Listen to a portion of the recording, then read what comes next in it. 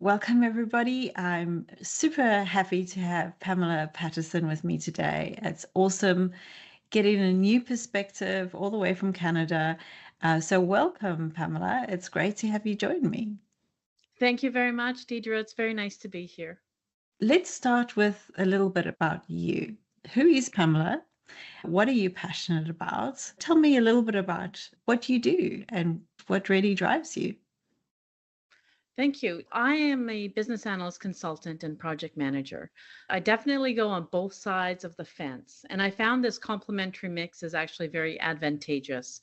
And I came from initially from a journalism background, from a media background, and I found that wasn't quite the right fit for me. So I went into IT, started in technical writing, and then business analysis. And adding on top of that, project management. I taught project management for 12 years at college.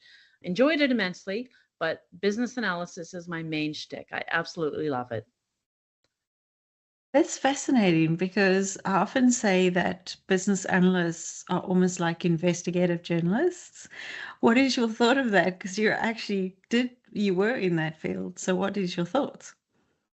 So that's a very good observation because I found that the skills that I learned in journalism really paid off on the business analysis side. The ability to do research, the ability to put together independent pieces of information to come up with a new meaning, the ability to track things down, the ability to see the logic or the gaps in what people are saying and help them through that. For example, to get to their requirements that they don't so desperately want to say, but maybe they can't quite articulate it in the way that a business analyst can help them with. That's really awesome because it makes a lot of sense. That is what the role does and really is the conduit of information. So, yeah, having a journalist and a BA all in one package is awesome. Just a couple of questions on the project management because that's quite a different driver to gathering information and doing that versus really pushing projects forward and getting things across. So, how do you see the difference between the BA and the PM role? What was that to you? You're right. It is very different, especially if you're leading a large project. And I guess maybe I should say that I started out with self project management. And that's where I find that BAs can get a lot of value out of. Even if don't plan to manage big projects, you plan to manage yourself, or you plan to manage just a couple of small projects, which could be requirements projects or process map requirements, which are really fall in line with a business analysis skill set, definitely. And I don't know that a PM could do a better job than a BA at managing a small project like that.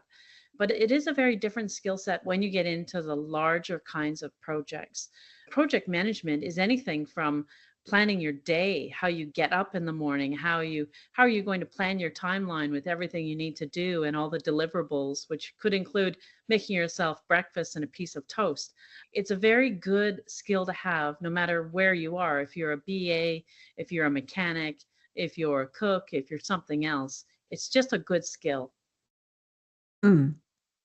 And I believe that you also author and you've written a book. Could you maybe tell us a little bit about that? Sure. I have written over 10 books. My first book was actually a number one international bestseller called Get the Job. And I was very proud of the success of that book, which I've now made for free on Kindle. If you have Kindle Unlimited, you can get this book for free because I wanted to share this information with more people. So this book is all about how to get through those HR bots, which are so difficult for a lot of people. And I still speak about the techniques, and I go to business analysis conferences or webinars and talk about these techniques. I have several other books, some fiction, some nonfiction, some business, anything I was interested in really. I wrote a book about stakeholder requirements, and I have a book coming out probably in the early 2025 about interviewing stakeholders, which I'm really excited about because it talks about leveraging the journalistic skills that are so good at interviewing and getting information from people and bringing it into the business analysis context. Mm. Mm. That's awesome.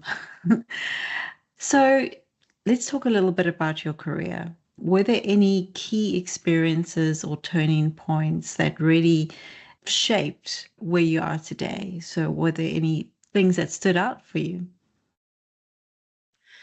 I think that knowing what I wasn't good at, I think was a really key bit of information because you don't necessarily need to make the right decisions as long as you don't make the wrong ones.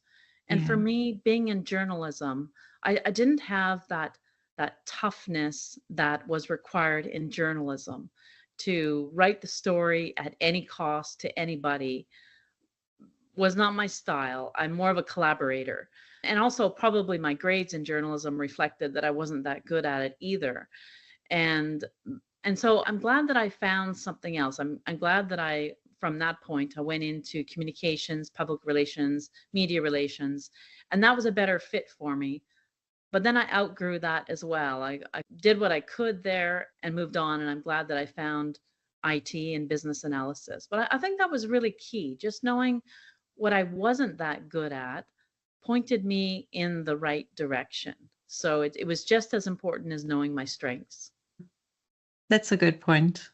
I spoke to somebody recently and they were saying that sometimes you have to do what you're good at, not necessarily what you want to do.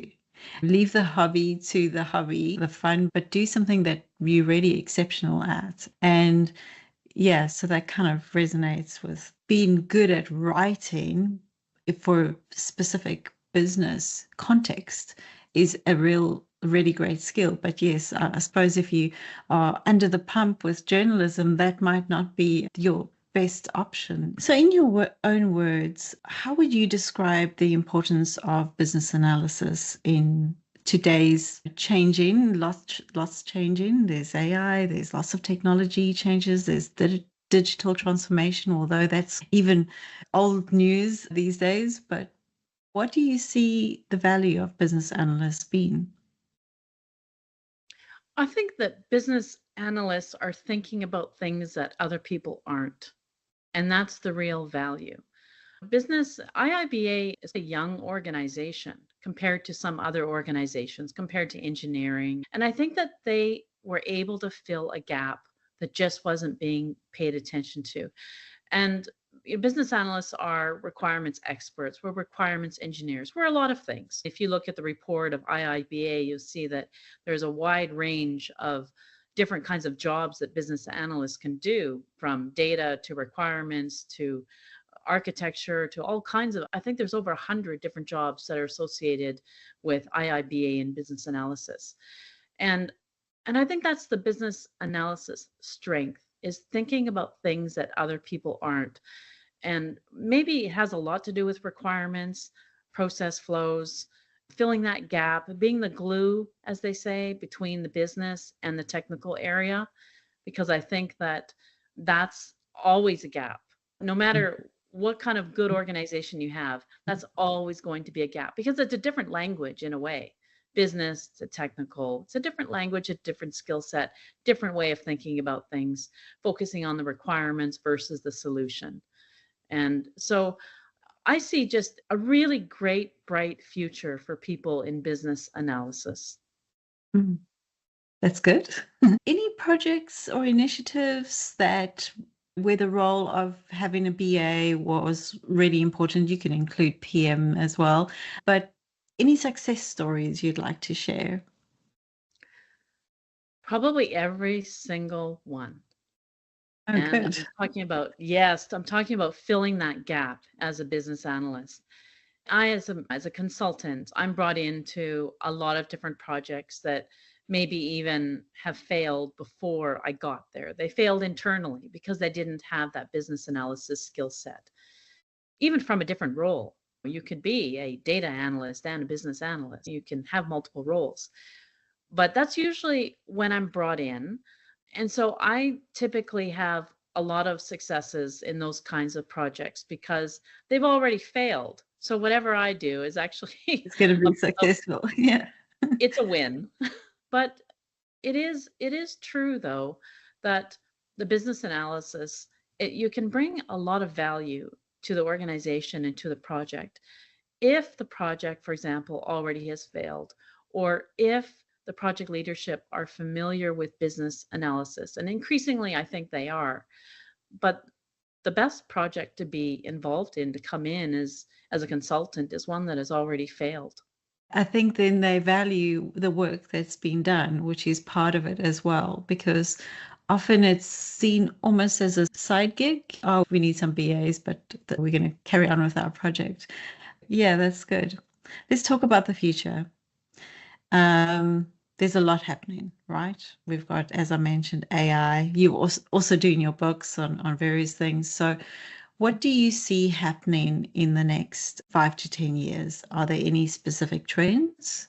Do you see anything included in the PM toolbox and the business analysis toolbox? What are your thoughts? Isn't everybody talking about ChatGPT? Um, Definitely, that's a given. We're not going backwards from that. We're going forwards.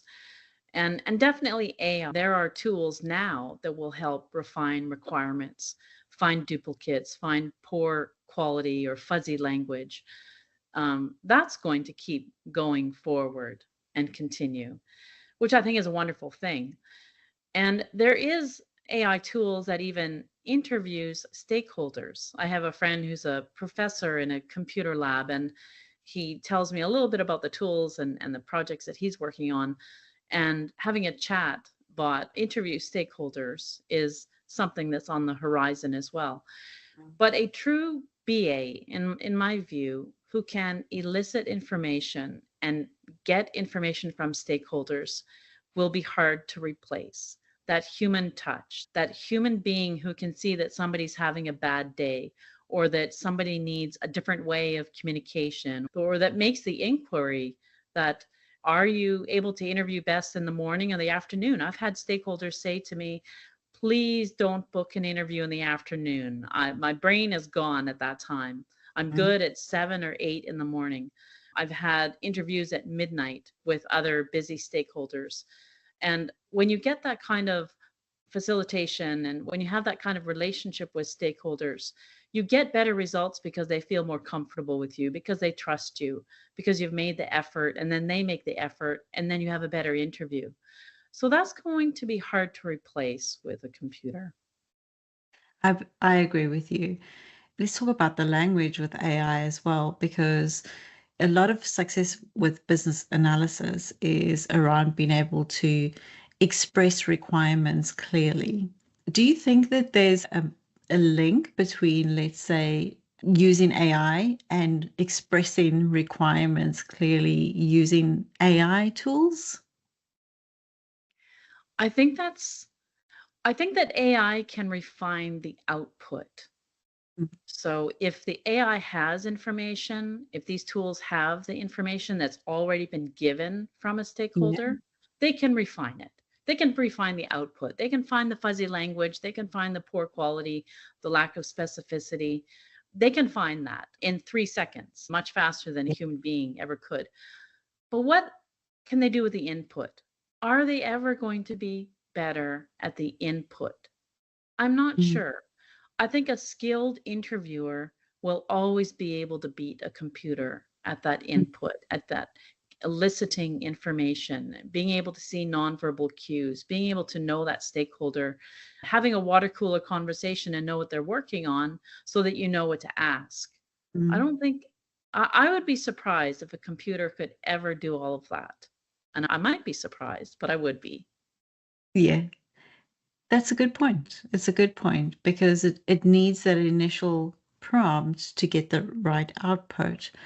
I know that there's some changes like you can reverse prompt engineer, it can ask you questions, but you're right, there's a lot to communication that's beyond speech and things like body language and interpreting cultural cues and all of those kind of things really do matter. And would that not lead to maybe we need to focus on upskilling BAs in particular areas?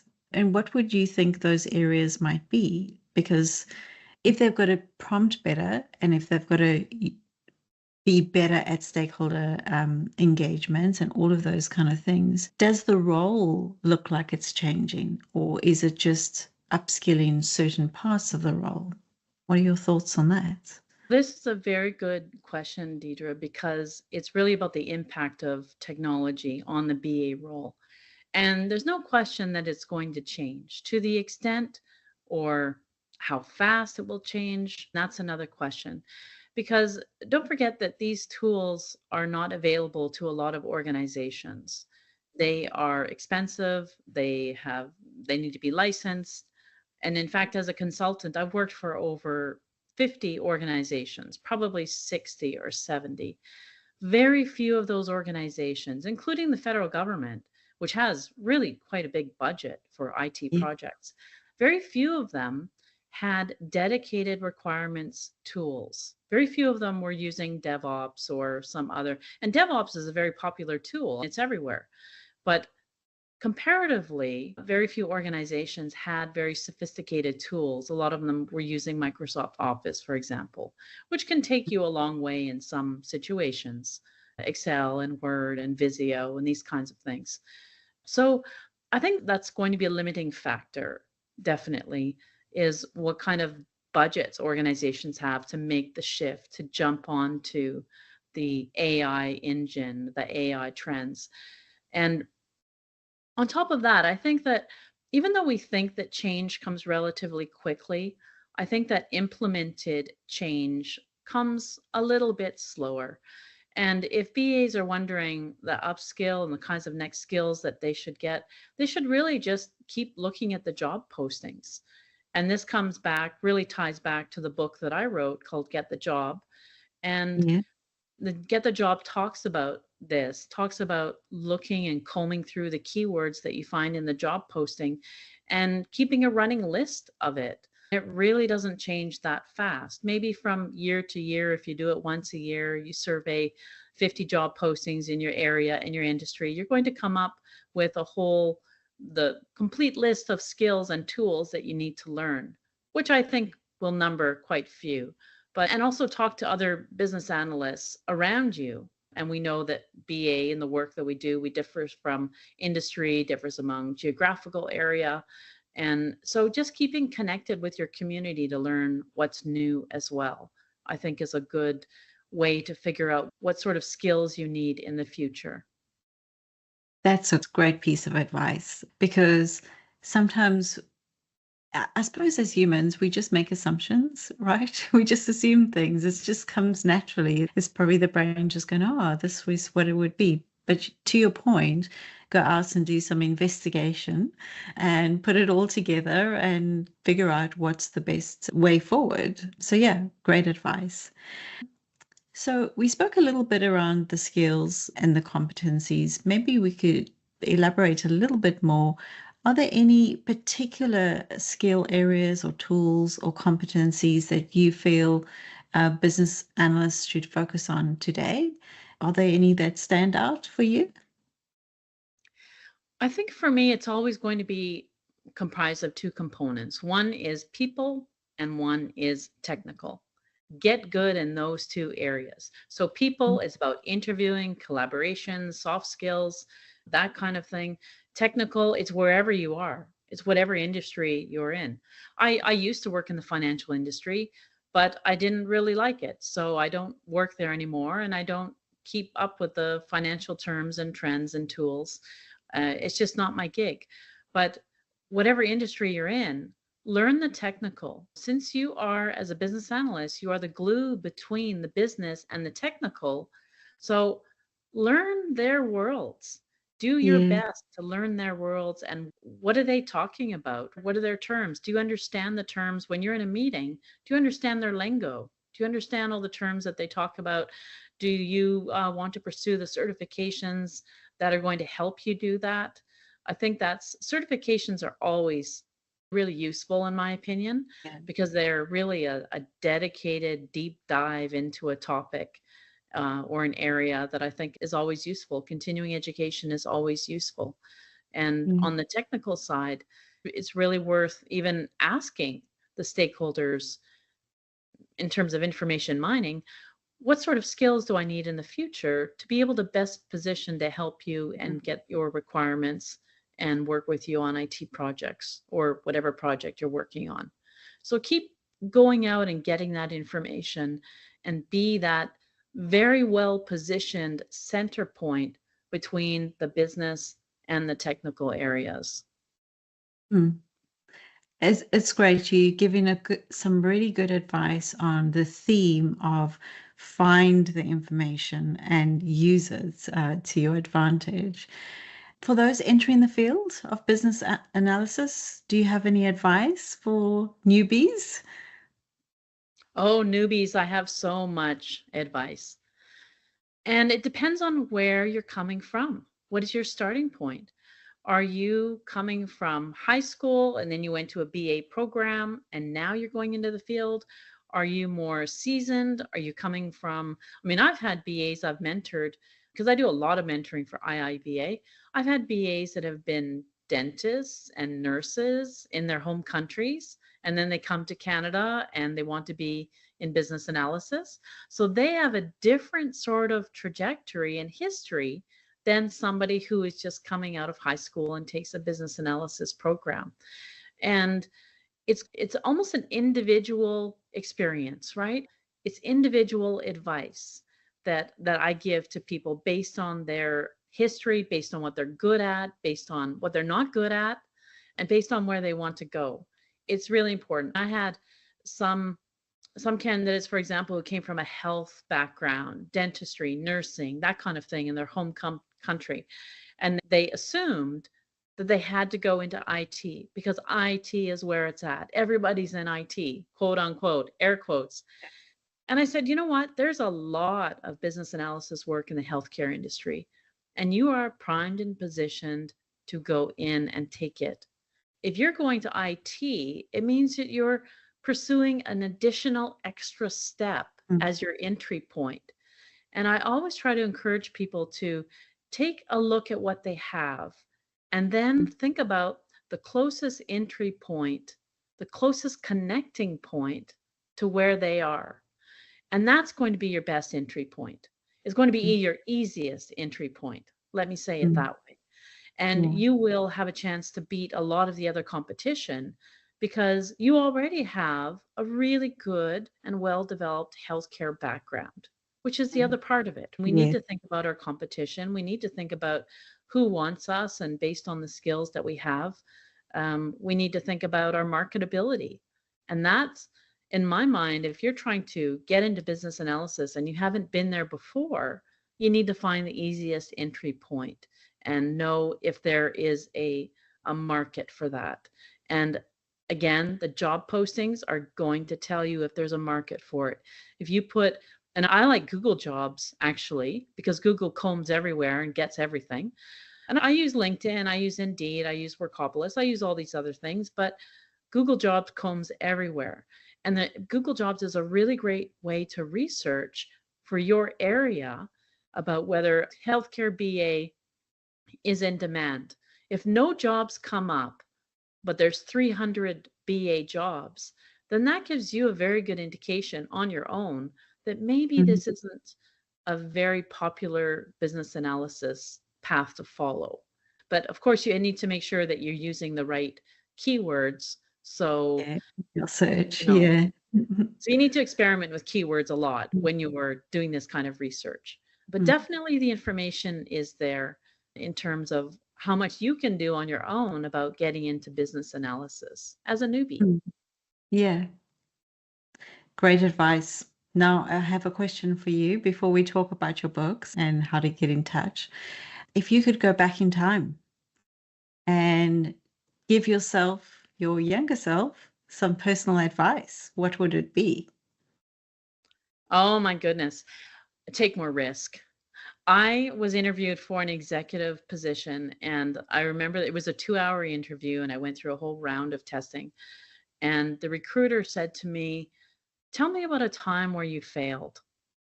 And I was quite proud of myself. I said, "I haven't really failed." And he said, and he jumped on me and he said, "That tells me you haven't taken enough risk."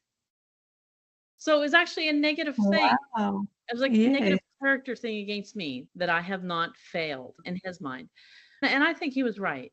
If I could, I would go back. I would just take more risk. Have a backup Mm, plan, but just take more risk. mm.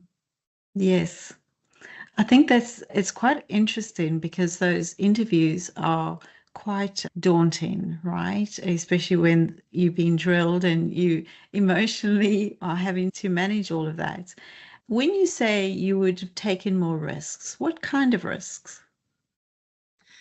I always looked for the safe route. I always Mm, thought about paying my bills. mm, And not everybody thinks like that. They just say they have blind faith that things are going to mm. work out and they charge forward with their dream. And I think that there's some merit in doing that because I think that I would have become a business analyst probably 10 years earlier if I did that. And then I would have Ye- been enjoying it for 10 more years than I am. Yes. Okay, let's talk about your books. So, firstly, how can someone get in touch with you? And then, secondly, what's your roadmap looking like? What's the book coming out? Where can people find this information? What are your links? Okay, thank you very much. All people need to do is reach out to me on LinkedIn. I'm Perfect. happy to have a conversation. I'm happy to connect with anybody who is watching your podcast. And my books are all on Amazon. Most of them are on Amazon. And you can reach out and get any of the books there, even some that are not related to business and business analysis, they're on there too.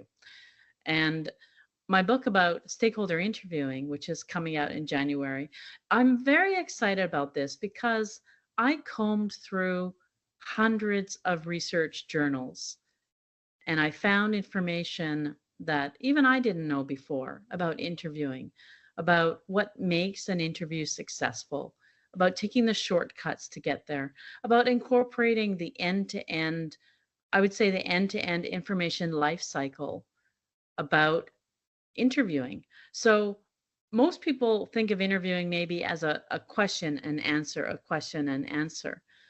But you need to think about information in a more global way as information that's hovering above the interview. And where down the line in your cycle, in requirements or process maps, is this information going to end up? Where is it going to be an input or an output into something else? And having that vision might help you clarify your questions more and dig into the answers more because often we don't get all the time that we need from our stakeholders. And sometimes we only have one chance to interview them. So it's really important that we think in a visionary kind of way about where all of this information that we're getting, where it's going to end up, and in whose hands down the line, who's going to have to deal with this information that we got, and is that Mm, going to be useful? And that starts with a conversation. So, the beginning of your project, before you get into that room with the stakeholder, think about all the way down the line to the technical team that's going to be using your information and show them the information that you're going to get. Show them, for example, if you're using an Excel template for requirements, show them the columns that you're going to be completing about priority or must have, could have, should have. Ask them, is this useful information by the time that it comes to you? And that will help a lot in making an interview go smoothly if we have only one kick at the can when it comes to interviewing stakeholders. And the other thing about interviewing it is leveraging those journalistic techniques. We might see a journalistic interview and say, oh, wow, that was a great interview, but mm, not know how to deconstruct it. And mm, in my book, I talk a lot about that, how to deconstruct interviews in order for you to, at every point in your interview, be able to leverage and get the best information from your stakeholder. And whether that's verbal cues or nonverbal cues or digging with questions, digging into the specifics more. If you have stakeholders that talk too much or don't talk enough, I talk about that. I really cover all of the issues and problems that people generally have with interviews in this book. So I'm quite excited about it. does sound very valuable because, as we discussed earlier, And you mentioned how challenging working with stakeholders is. It involves a lot of things. Pamela, thank you so much for your time. We will provide all the links that you've discussed to your books and your LinkedIn post, etc., as part of the release. So if anyone is looking, they can just watch the video and get links to your books and your LinkedIn post. So thank you so much for your time. I really do appreciate it. And thanks for sharing your story. Thank you very much, Deidre. You're doing a wonderful service for business analysis around the world. So thank you very much for having me. My pleasure. Thank you.